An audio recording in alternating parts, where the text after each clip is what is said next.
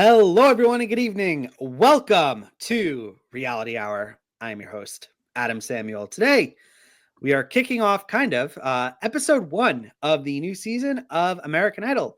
We had our previous sneak peek episode last week, but now we are officially kind of kicking off full coverage. And joining me today is Grace. How you doing today, Grace?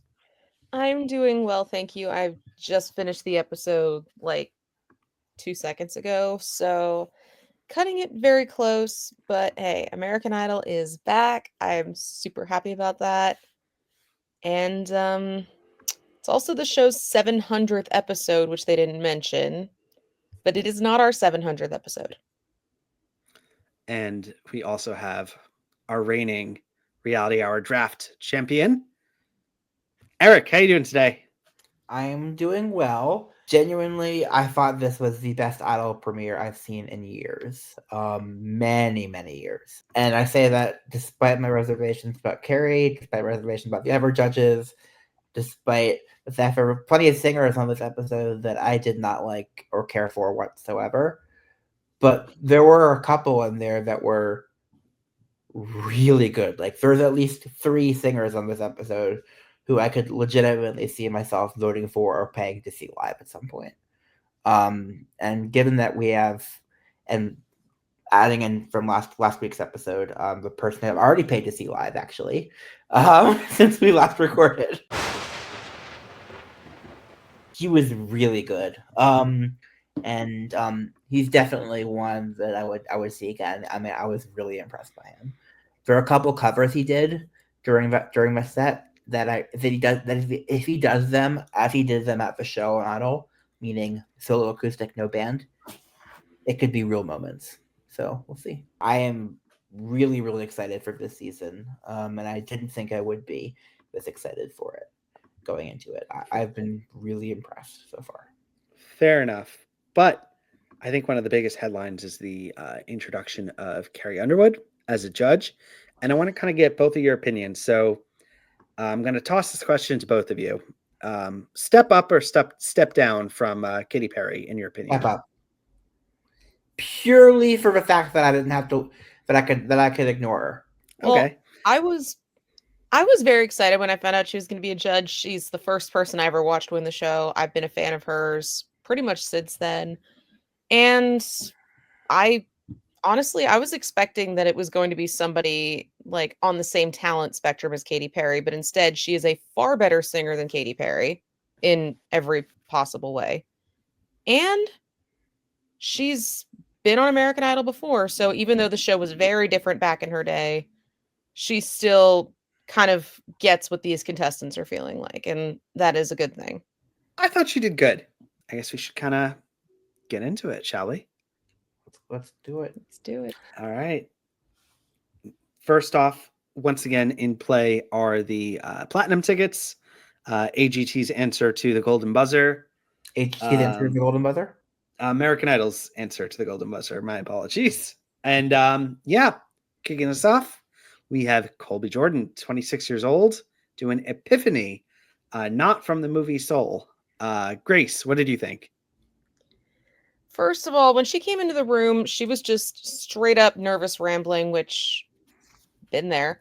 I thought she sounded good, but like I've seen so many people in her type and I've seen so many better. She did get through, and then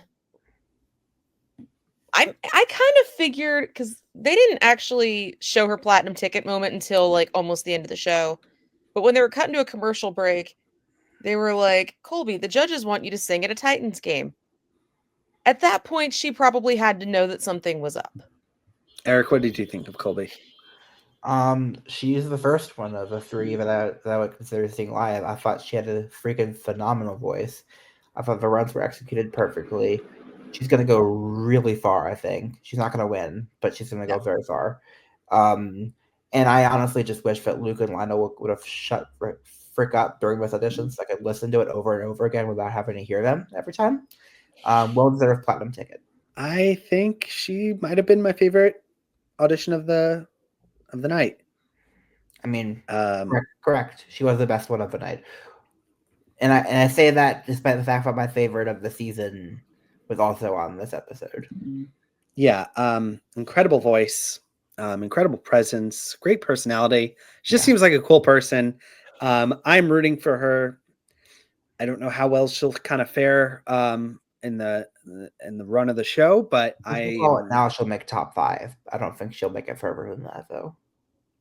Time will tell. But I did kind of like, there was a moment that didn't happen, but I thought was going to happen, where she performs, she kind of tells her story. She's a big fan of Patti LaBelle, and Lionel's like, I have her on speed dial, and he actually ends up calling her during the audition. And there was a part of me that was just like so badly hoping that Patti LaBelle was going to answer and go, who is this? And just like, no idea who he is. And Lionel's like, I have an auditioner here. And she's like, how did you get this number? Like, just come. A lot of people suggested, like, back when the original black man on the judges table, whose name I can't say here, would name drop everybody constantly. The great Michael Jackson. So Colby, really big fan. Don't know how well she'll do, but I am 100% backing her. All right. Next up, we have Brianna Nix, who was, I think her audition kind of dropped early on YouTube. Am I right there? Yeah. All right. We got our first Carrie Underwood song. Got our first one of those. Of probably many. Of probably many. So Jesus Take the Wheel. I have heard a lot of people sing it on these shows. I don't think anyone other than Carrie has ever actually done a good job with it. Partly because it's hard to sing. But she did do a good job with it. I think Brianna has a great voice. I obviously hated the song choice. She can definitely sing. And her kid is very cute. Especially when he fell asleep on Carrie's lap. I know this season is going to be full of like Lionel and Carrie songs. I'm like, oh, it started so early, but she's got a good voice. I think she'll probably do well, but not my personal thing. Adam and Eric, the Jews, talk about Jesus Take the Wheel. Jews for Jesus Take the Wheel. Jews for Jesus Take the Wheel. All right. So next up, we have Cruz Wright, 17 years old, doing Fireman by George Strait. Grace, what'd you think? He was really country to the point where I couldn't really understand most of what he was singing. Admittedly, like, I mean, there was this whole montage about how Carrie Underwood knows like every song. I am not jukebox Grace, especially not with country music, but he did keep up with the song pretty well. Probably too country to win me over. Might be too country to win most of the people who don't like country music over. But the 2 country judges did like him, and I think the country folk will like him. I don't think he's my thing at all, but even if he was, I also don't think he's good enough at what he does to make it very far. Mm-hmm. Alrighty, let's move on. We got Isaiah doing A Song for You by Donny Hathaway. I really do not like this song. I don't know about you guys. Are you a fan of A Song for You by Donny Hathaway? It's in the category of songs that I've heard so many times on these shows that I am just thoroughly desensitized to them. Yeah. Having said that, Isaiah is another 17-year-old, very involved in high school, from a huge Samoan family. Dude can sing. He was one of my favorites last night. For me, he's saying, well, I was a little bit bored. I think he's going to get lost in the shuffle.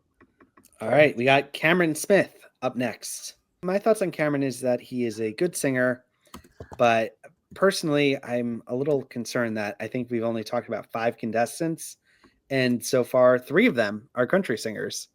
So you do realize that the show this is, right? Well, I guess it is Country Idol this season, but it's been Country Idol for years. This season? Do we want to talk about the metal guy? Yeah, let's go. Insight.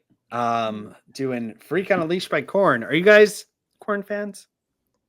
I like the The- version of this song that he did, like the acoustic version with Amy Lee, but I love Amy Lee, so I'm a little biased there. This I had would've- like all the makings. I feel like in the Fox era, he would have been considered a joke contestant, 100%. and he made it through. Next up, Bailey Latrell, an original song.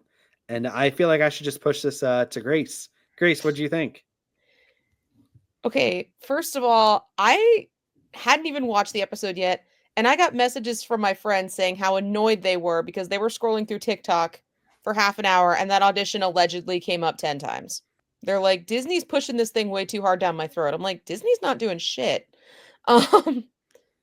Now, okay, he is a Nepo baby. His dad is Brian from the Backstreet Boys. Bailey sang an original song.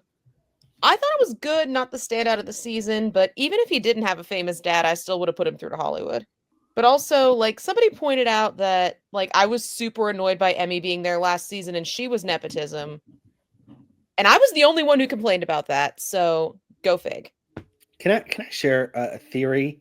You know, we've previously had seasons where we have like a lot of returnees, and we have like a lot of different kind of archetypes of contestants that we see time and time again. I think this is a new archetype, the Nepo baby. This is the second time. I feel like this is going to be something that. No, tell me I'm wrong, Eric. More than the second time, but we'll continue. We'll move on from there. There have been several others who haven't made it as far. Anyway, Yeah. let me just get into it. Honestly, I thought he was just okay. And I'm gonna be very annoyed if and when he outlasts some of the truly impressive vocalists of the year. You know he's gonna go far. Oh, I said if and when he outlasts some of the truly impressive vocalists this year. Oh, he's a lock for top 5, 100%. I would say he's like potential winner, chicken dinner. We'll see. I mean, I hope People are going not, to freak but- out if he wins. Well, let's move on. Who do we have next? We have let's talk about Pat Johnson, an Idol super fan. Do you think he watches Reality Hour? I feel like you have to be. Do you have to be a super fan? God, I hope not, because I don't. Because parts of it were very good and parts kind of bugged me. He could be watching this, Eric. He's not. I hope not. I mean, he really- also rooted for Bo Bice, but he was 5 years old, so I was 10 when I watched this season, and I felt like the only Carrie fan at my school. But reminder that it's been 20 years. Carrie is still killing it to this day. Nobody denies her win now. Kelly Clarkson got treated the same way. A lot of people didn't think that she should have won, but nobody denies it now because she's killing the game. Back to Pat. I didn't really care for it, just way too raspy, not my thing. And the fact that like Luke said no and Carrie was like very much teetering. I don't see him lasting Hollywood, but I could be wrong. You'll be right. For Pat, I would have asked for another song. As Really? is, I would have said no, but I would have asked for another song. Something that's like, it was so much. It just felt like a little too much with he was trying too hard, if that makes sense. Yeah. Next up, I'm going to throw this one straight to Eric. Eric, who do we have next? Jay Chesterman. Go So Pete. based on his track record from X Factor, Che is going to be one of the people I vote for this year. Based on the fact that he was montaged, I don't see my vote making much of a difference in all likelihood. But I will say he delivered some truly killer performances when he was on X Factor. Like, Try a Little Tenderness was an amazing performance. You got to try a little tenderness, yeah. In the Air Tonight was a great performance. These are two things that I still listen to these performances nearly a decade later, which is really impressive. So I really, really want him to do well. I hope they show him more so he has a fighting chance. But we'll see. I don't think, as much as I would love to see him win, I don't think there's any chance of that happening. The best I can hope for would be top 5, I think. But I we'll don't see. even think he makes top 12, Eric. I hate to say it.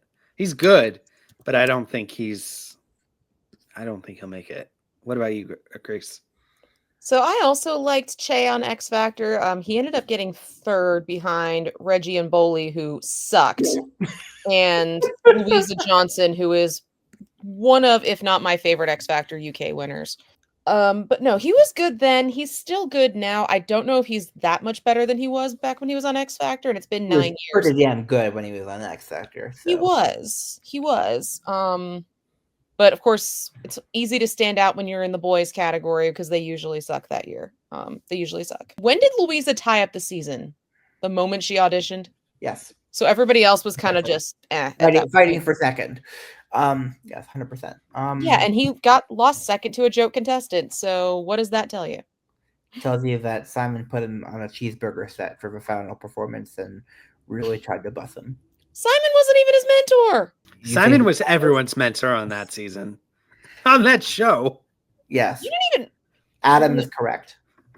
Anyway, Let's talk about Gabby, who second best singer of the night, in my opinion, which means she will probably not make top 12, but very well done. Very cool person.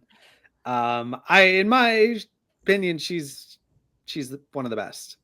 I would say the first half of it, I was about to say, like, I was typing in my notes during the first half. She's got a good voice, but the same episode as Colby, she's completely outshone. But at the end of that performance, nope, she's neck and neck with Colby. Honestly, the two of them, between those two, we're already set on amazing vocalists for the season, and we still have 3 more audition episodes to go. So, yeah, You know they always she's front load the talent really- on these shows with the auditions. I mean, they don't usually, but if they haven't on the Idol so far, so we'll see what happens. But honestly, even if they did front load the talent, I still have enough in this episode and the last week that I'm excited. So Gabby, first of all, I didn't realize the Jennifer Hudson show had been on as long as it has been. A lot of people thought that her Jennifer Hudson impersonation was hilarious. I didn't really pay attention because I was trying to get this episode done. Natural Woman, even though I haven't heard it on this show in a while, I am still like thoroughly desensitized to it. And she did oversing it a little bit, I thought. But it was good. It was really good. Let's keep going. We got Abby Bowen up next, 24, doing "I Can't Make You Love Me" by Bonnie Raitt. Another Let's see, Idol. a girl who lives on a farm auditioning with this song. Haven't we seen this before? I'm just gonna say I do not believe for 1 millisecond that it was her decision that she came in deciding to not look at the judges while she was singing. Not a chance in hell that she picked that. That was the producers telling her, "Hey, don't look at the judges when you sing."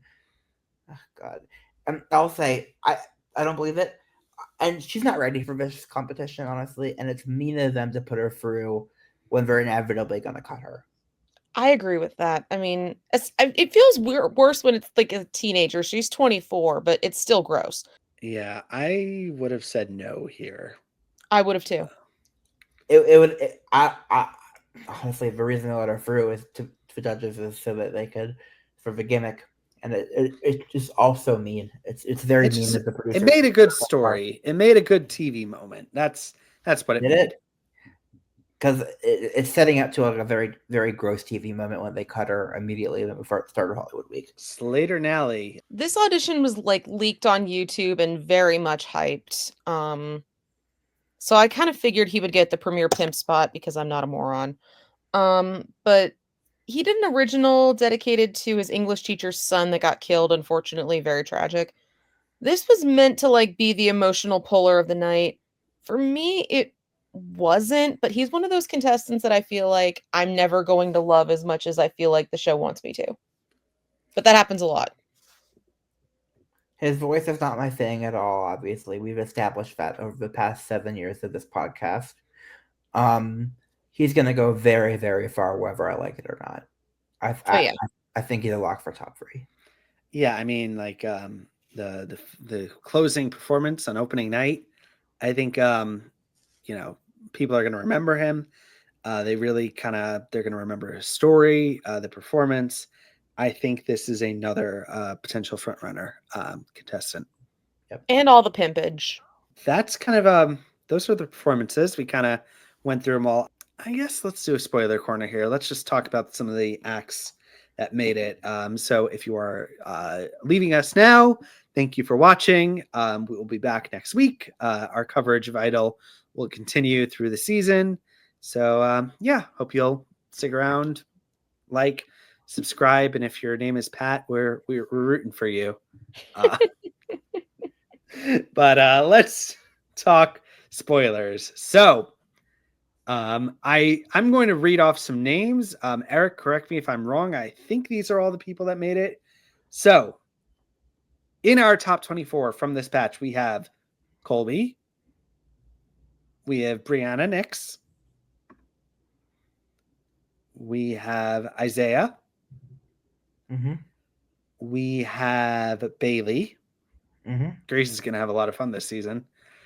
We have Shay. Yep. We have Gabby. Woohoo. And we have Slater. Any surprises here, Grace? Honestly, not really. I have a happy surprise. I would based on how they montaged him, I wasn't sure Che would make the top 24, but I'm really happy he did. He's like one of the first contestants going, Eric. I hate to say it. Let me dream, Adam. Let me dream. I guys. can dream, Eric. Of this crop of contestants, Grace, who are you pulling for? Definitely pulling for Gabby. I want to root for Bailey based on talent, but I probably shouldn't. And Based I on might root talent? for Isaiah, but we shall see. All right. Now I got a question for you both. Of the spoiled contestants, who do you think makes it furthest? I am going to go with Bailey. Slater. I think Bailey or Slater, but potentially Colby. We'll see. We'll see what. I think we need a couple more performances to really judge. Honestly, I am not willing to rule out a powerhouse vocalist winning again this season, given how many there are. And on that note, I guess we'll see you next week. Bye, guys. Bye.